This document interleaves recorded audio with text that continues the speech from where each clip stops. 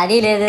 పైగా నా విగ్రహాన్ని కొనడానికి పెళ్లి సంబంధాల్లో పిల్లని చూడడానికి వెళ్ళినట్టు పొలోమను 10 మంది వెళ్తారు. అందులో ఒకడికి ఆ బొమ్మ నచ్చిందని, ఇంకోటికి ఈ బొమ్మ నచ్చిందని. నా కర్మ ఏంటంటే అక్కడ ఉన్నవన్నీ నా బొమ్మలే. మళ్ళీ తీరా 10 మందికి ఒక బొమ్మ నచ్చాక అమ్మేటోడు అలుసుగా తీసుకొని 10,000 15,000 అని బాంబు పేలుస్తాడు. ఎందుకురా బాబు ఇంత రేట్ అంటే కలకత్తా నుంచి తెప్పించాం అంటాడు. నాకు అర్థం కానిది ఏంటంటే ఎక్కడైతే నేను కలకత్తా నుంచి అయితే నాకన్నా మొనగాడు వస్తాడా, అక్కడ కూడా నేనే కదా.